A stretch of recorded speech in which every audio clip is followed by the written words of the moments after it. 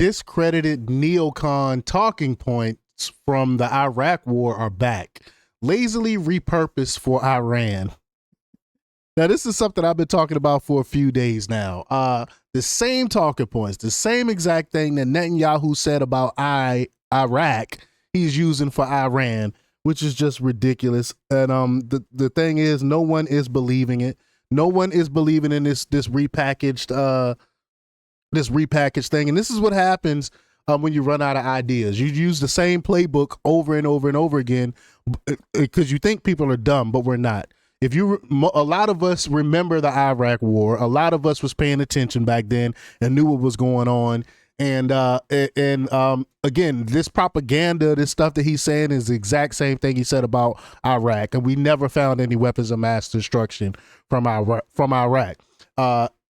And it's not working. Only 16% of the American people want to actually support Israel when it comes to Iran. So again, it's not working.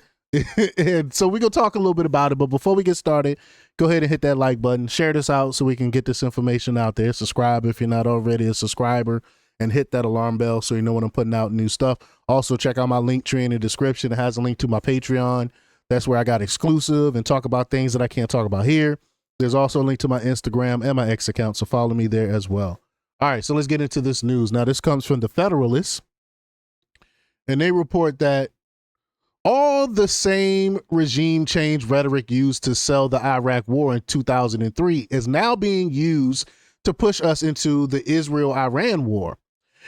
Remember all the infamous one-liners from the global war on terror? In the years after 9/11, when the neocon establishment in Washington was pushing ahead with its disastrous wars in Iraq and Afghanistan, they were everywhere. It's a slam dunk case. We have to fight them over there, so we don't have to fight them over here. I remember that one.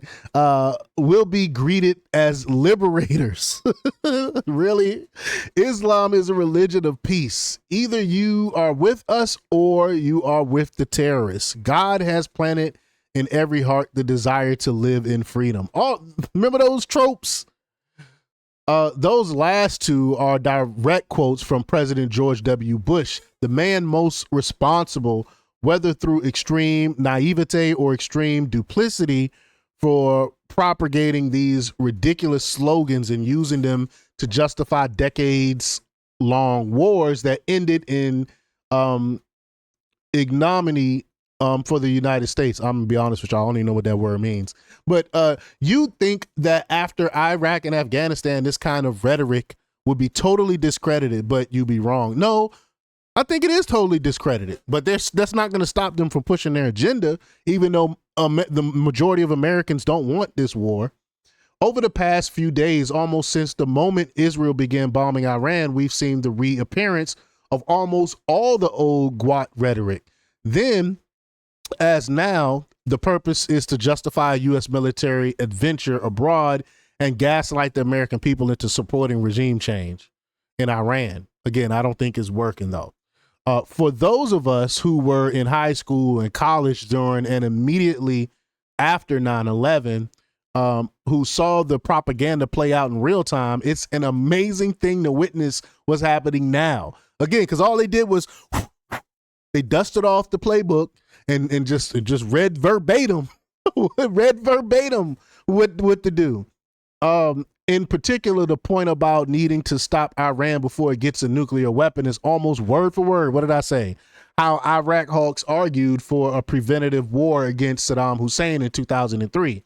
Iraq's weapons of mass destruction had to be destroyed. We were told before they could be used in a terror attack against the U.S. that would dwarf 9/11. Y'all remember that? For those keeping track, we have been hearing about Iran's impending nuclear weapon for at least 20 years, 33 years to be exact.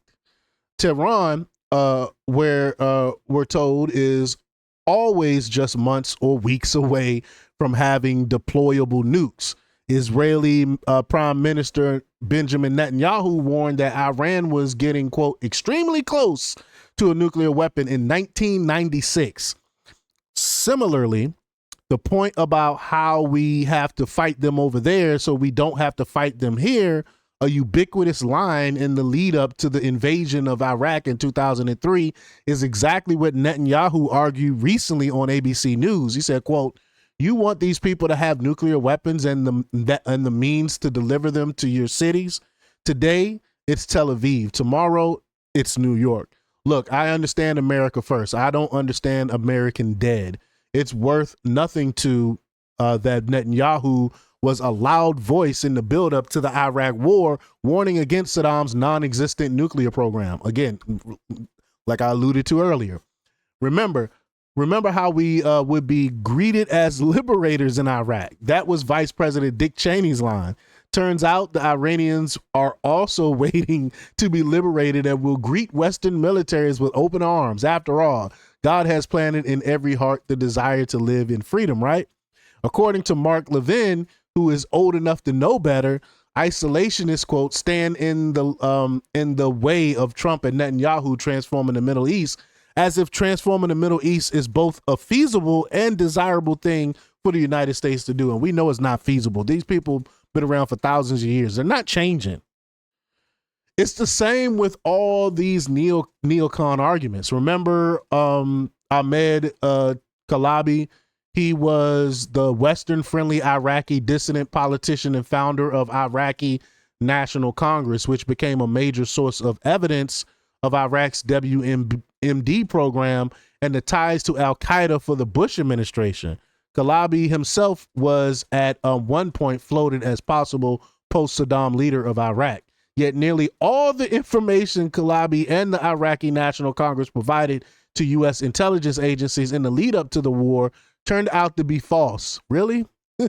Including information from an Iraqi defector codenamed Curveball, whose first-hand descriptions of mobile biological weapon factories wound up in intelligence dossiers that were used to justify the invasion of Iraq. In the end, Kalabi's fabrications were exposed. No weapons of mass destruction were ever found in Iraq, and he was revealed as almost certainly an Iranian agent. You think? Now we have a new Chalabi, Reza Pahlavi, the exiled Shah of Iran, or Shah of Iran, who this week released a pro-regime change video. Quote, "The Islamic Republic has come to an end and is falling," he said. "What has begun is irreversible. The future is bright, and together we will navigate this sharp turn in history. Now is the time to stand. It is time to take back Iran. May I be with you soon." Same plot, same book. They're reciting the same stuff.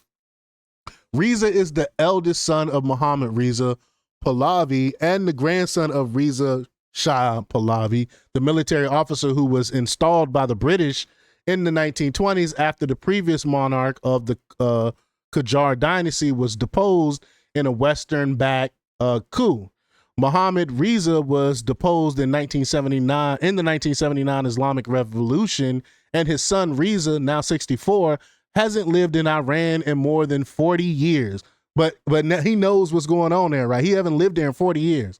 The idea that he's somehow the legitimate ruler of Iran, enjoys popular support among Iranians, or that he's a reliable voice on the question of regime change in Tehran is about as far-fetched as thinking in 2003 that Chalabi would be a reliable source of information about Saddam's weapons of mass destruction program, let alone a good choice to lead Iraq. And yet, these are the kinds of arguments and rhetoric flying around right now as neocons rally around another foreign war and agitate for U.S. involvement. It took about 5 minutes for Senator Lindsey Graham, again, what I said earlier today, Lindsey Graham never saw a war he didn't like, perhaps the epitome of an unreconstructed neocon warhawk, to go from arguing that we need to take out Iran's nuclear facilities to openly calling for regime change in Iran, urging President Trump to be all in, and declaring that he himself is, quote, willing to risk what happens next. Really, you willing to risk that, Lindsey Graham, won't you go over there and fight for him then? How about that? Of course, Graham and other armchair warhawks are willing to risk regime change with no plan for what comes next. They won't have to impose order on the aftermath in Iran. Neither will Netanyahu or his soldiers. After Israel internationalizes the problem of a decapitated Iran, American troops will be the ones expected to impose order and rebuild the country, and everyone knows it. The lesson here is that neocons never come up with new arguments. They just switch up the geography. Again, the same playbook. And like clockwork, they insist that if you don't support the current war, you're at best unpatriotic, at worst in the pay of a foreign government. Lucky for those of us who remember the quixotic hunt for non-existent WMDs in Iraq, and were assured that Iraqi people would welcome us as liberators, and that Iraq would become a Western-style democracy. We've heard all this before, and we recognize it for the cheap propaganda that it is. That's why there really is no support outside of the neocons for what's happening right now in Iran. But y'all let me know what y'all think about this. Leave y'all comments down below. Like, share, and subscribe, and check out jjthepsychotherapist.com for the latest in news. Until next time, peace.